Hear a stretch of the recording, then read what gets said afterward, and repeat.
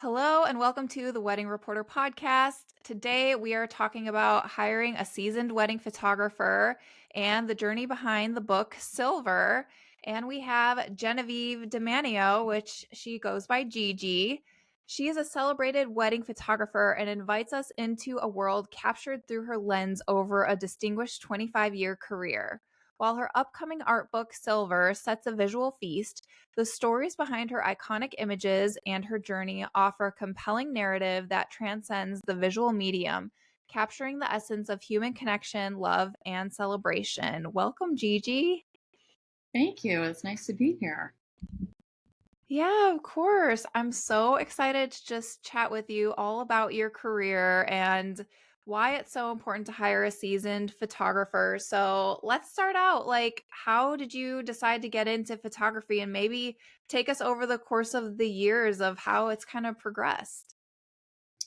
Well, it all started when I was in college and I was a psychology major, but I had not fulfilled my art requirement. So I went to a liberal arts college.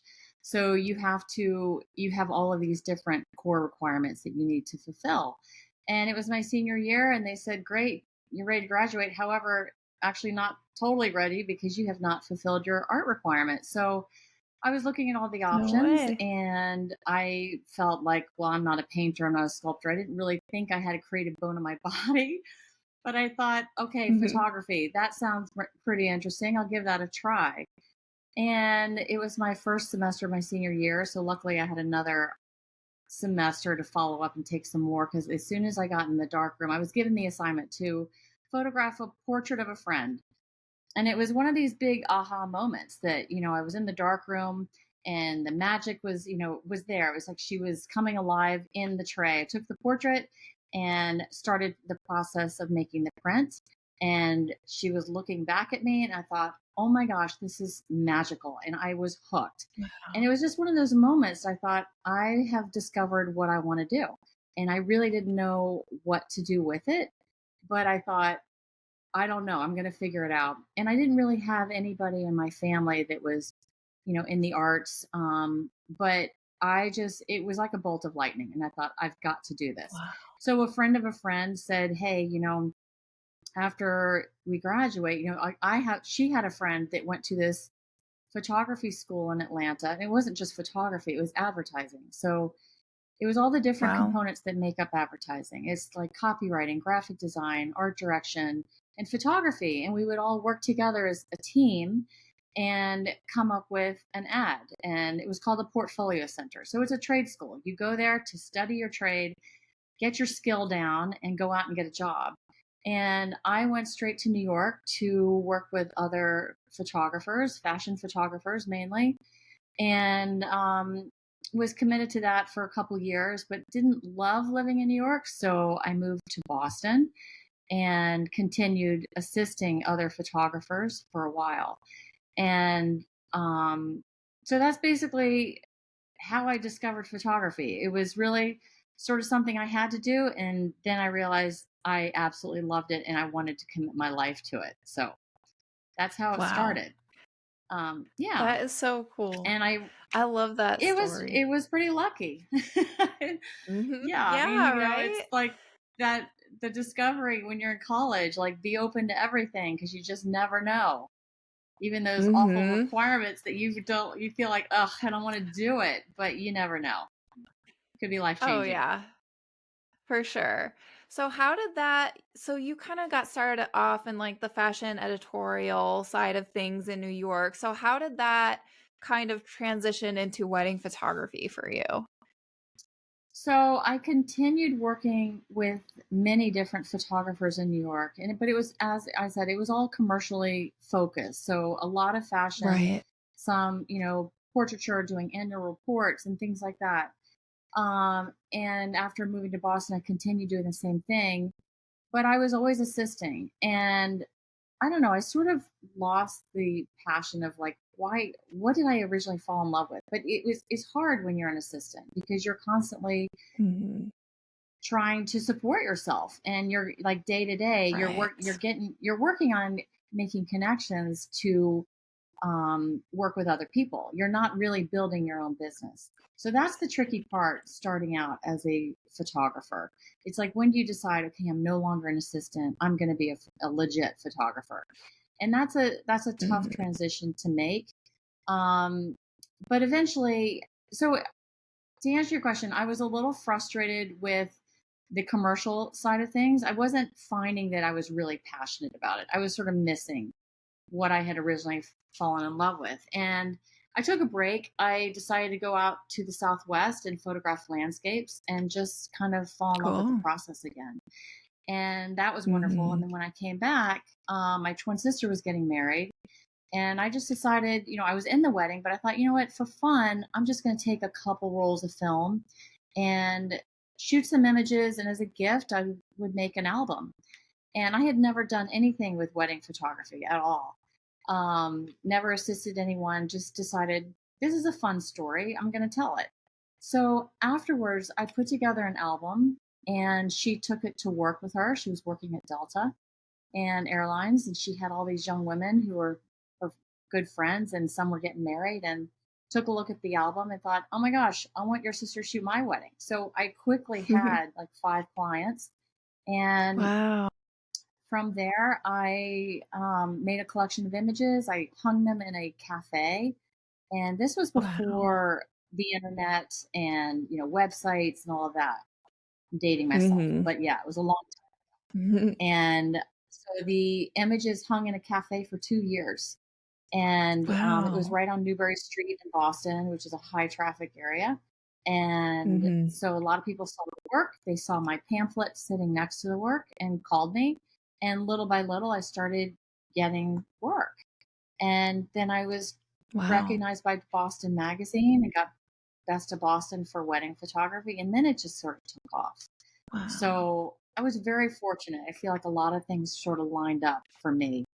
Um, Oh, and yeah. then I started working with some planners, and I still work those with those people to this day. So a lot of great Mhm. connections, and I really just followed my heart. I just kept doing what I wanted to do, which is tell the Mhm. story. And I discovered that all of my preparation of doing commercial work, it all came in handy when I was doing weddings, Yeah. because Mhm. everything you see in a wedding is it's a little bit of everything. You've got products, you've got portraiture, lifestyle, documentary, architecture. It's all there in one day. And you have to Mhm.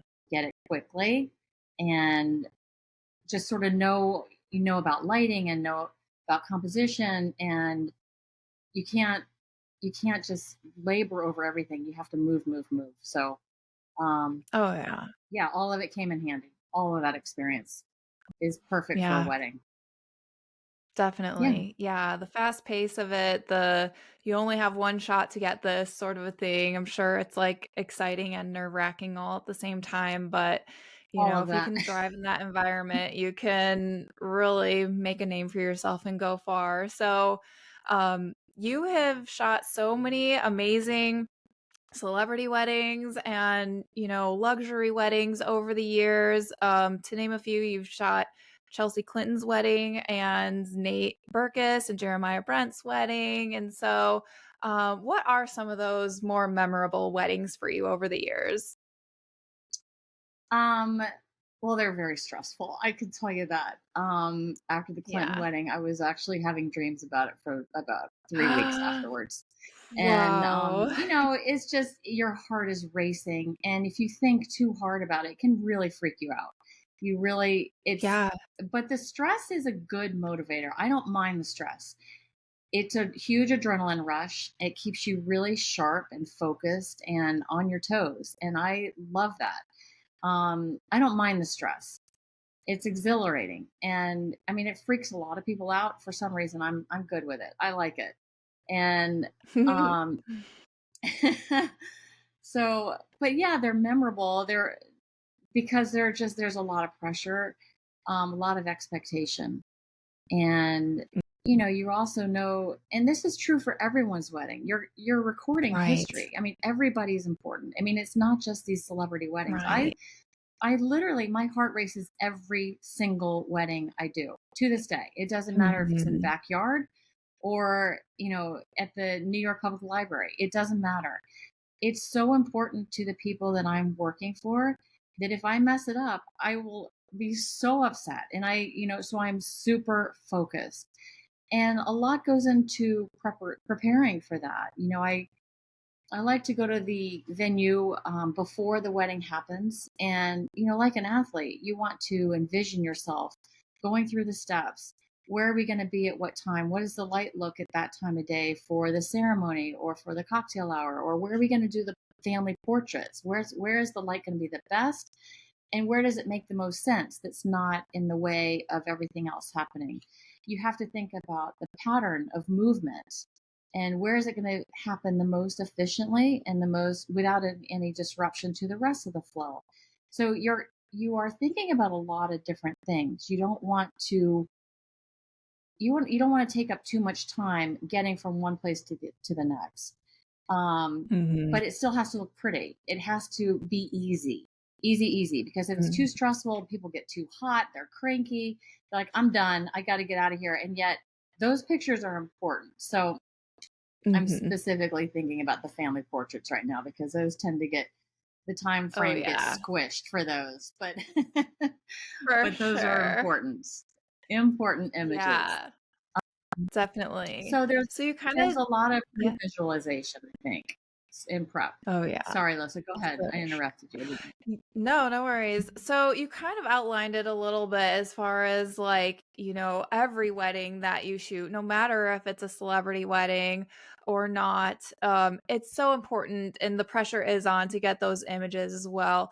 Can you dive maybe a little bit deeper into like what differences there are in shooting a celebrity wedding as far as like, is there more security in there or is there more pressure on you to get those photos to XYZ publications and, as far as protecting your photos and, just the ins and outs of, if there's sponsorships at those weddings and things and Yeah, certain guests that cannot be revealed and things like that. all of that is true. A lot of the weddings I Mhm. do have NDAs, so unfortunately, I can't ever show Right. any of the images, and it's kind of frustrating because I get so excited about some of the images that we captured, and they're beautiful, and they've got great energy, and I love them, but I can't show them at all. And I get that some people are really private and totally understandable. But yes, there is that expectation of quick turnaround. Of course, it's funny, like everybody wants a quick turnaround. Everybody wants that sneak Yeah. peek of, a few Mhm. images by Monday, after their wedding on Saturday or Sunday. So it's funny. It's not just the luxury weddings anymore. Like everybody has high expectations Yeah. of what they want. Um, but yes, you have publications that are asking for them. You'll have sponsorships, but a lot of times when there is that situation, there will be a limit to how many images are released.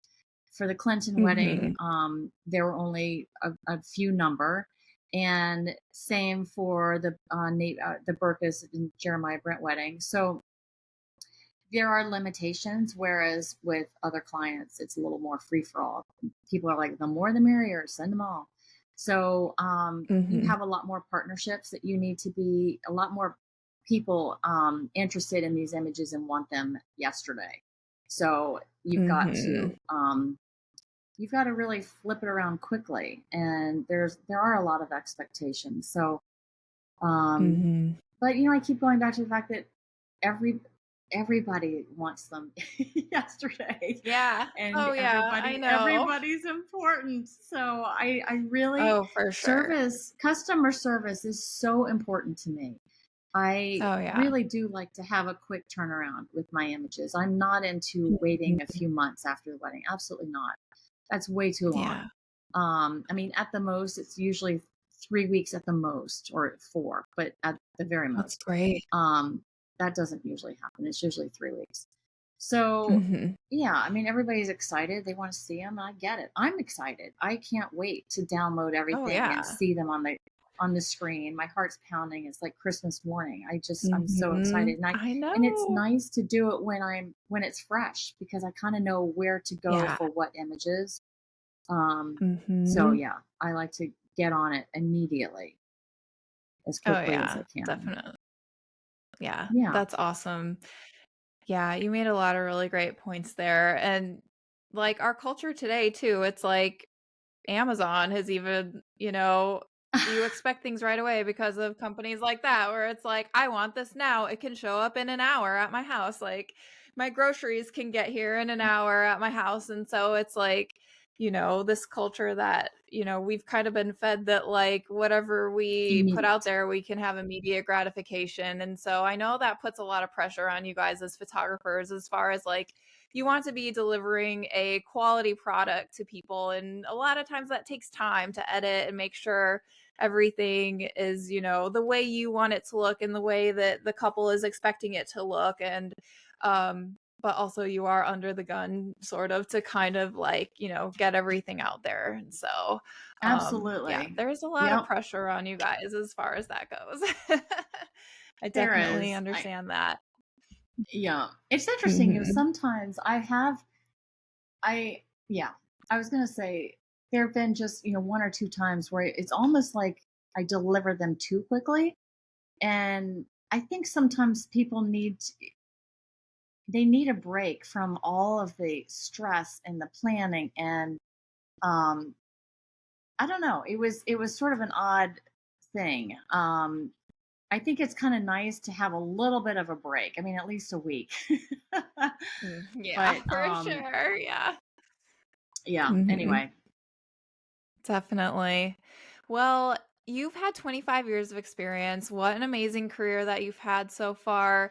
And so you've decided to kind of put your years of experience and all of your amazing photographs into a book, and you've called it Silver. So can you kind of expound a little bit upon why now and tell us a little more about the book? Sure. Well, thank you for asking, first of all. So the name Silver, it's for it's a 25-year retrospective. So on your 25th anniversary, silver is what you typically give to each other. Um, That's right. Yeah. and yeah, so and there's, it's sort of a play on words because silver is used in black and white photography. And um my husband has been the one to sort of push me to do this for years. And I think way back when it was a 10-year anniversary, he suggested it. And I thought, no, I'm not ready. And then it was 15, and then 20, and then 25. And then when we decided the name would be called Silver, I'm like, it just clicked. I was like, yeah, that sounds about right. I think I'm ready now. And it was just kind of a nice moment in time to just sort of pause and reflect and look back at my whole career. And the book is really, it's a picture book. It's not a tell-all by any means at all. It's really Right. it's a book to say, these are my favorite images. This is how I got started in photography. This is why I chose wedding photography. What do I love about it? And just a little insight as to why I'm drawn to it. And it's a collection of some of my favorite images. It just allows the viewer to sort of get lost in each image and sort of. I remember being a kid, and we always had the Time Life books on our table in the living room, and I would Yeah. just sit and Those are pore so over them. cool. They're so cool. And the power of a photograph, you just sort of get lost and you think, who are these people? What were they feeling? What were they doing? When Mhm. was this taken? Why? And, I just sort of, I love that, which is, a photograph can just tell an amazing story on its own without any words. So I kind of like Mhm. that and wanted to create a collection of some of my favorite images. And they're favorite for different reasons. I mean, it could be a moment that you know, I sort of envisioned it happening. I wasn't sure if I was going to get it. And then I did, or something was, I remember one image where the bride and groom were just about to come down the stairs after they had gotten married and do the grand exit on the stairs. And you have all the people lined up on either side. And I was scanning the crowd, like thinking, okay, which one of these people is going to jump in the middle and ruin my shot? Because everybody has an iPhone now and they Ah, all want to get that yes. shot. Oh, They all think that yeah. they're the photographer. Mhm. And I spotted the Yep. guy who was going to do it. And they were just about to come down. And I had to run up halfway up the stairs, ask the guy, could you please Wow. move to the side? They're getting ready to come out. And then I had to run backwards down the stairs with my Whoa. camera in hand, and I got the shot, and it was an Ah, awesome shot, and I was so yay. proud of myself.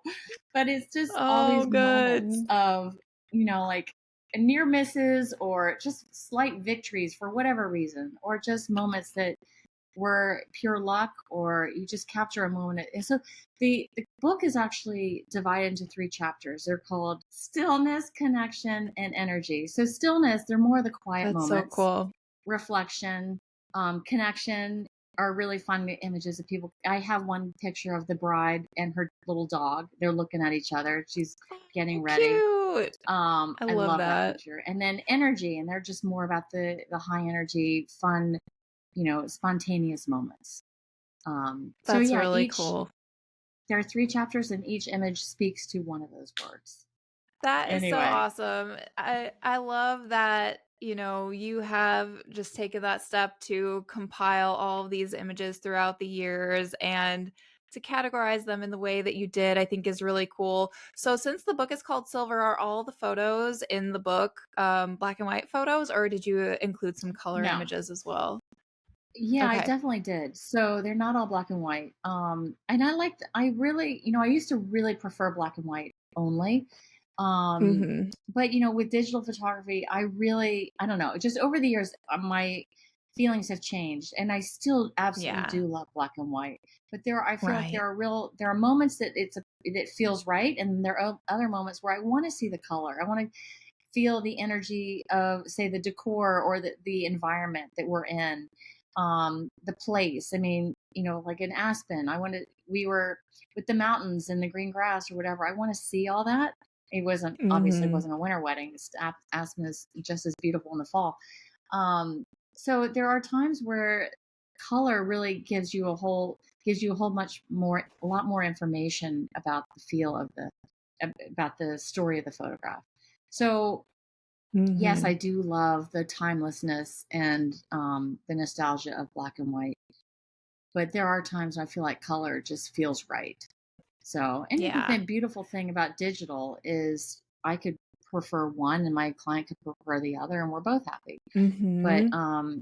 I started off shooting Yeah. with Hasselblad film, and so you have to make a decision ahead of time. That's so And I cool. shot with film for Yeah. 15 years, and I loved it, but I really really like the Mhm. tools that digital gives you. So I find that Wow. really really fun to work with. Yeah, it's great. Yeah. That's really cool. Yeah, I personally love black and white photos. I think they're so classy. I think they look amazing on a wall. But I'm a wedding blogger too. I run Nashville Bride Guide and I prefer color images just on my Do blog. you? And so it definitely differs, as far as like what medium the photo is in. And, I prefer color also for Instagram as well. And so, um, but I do love like I will include like some black and white photos of like the exit. I feel like those always like end of the night sort of photos kind of like are great for black and white as far as like just on my publication. But yeah, I think there's definitely a time and Yeah, place for both. And yeah.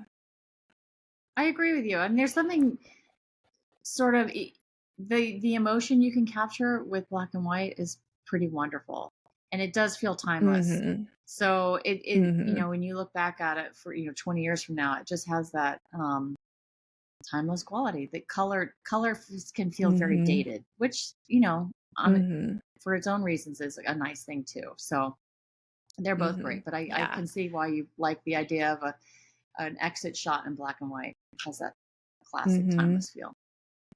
Yeah. Yeah, for sure.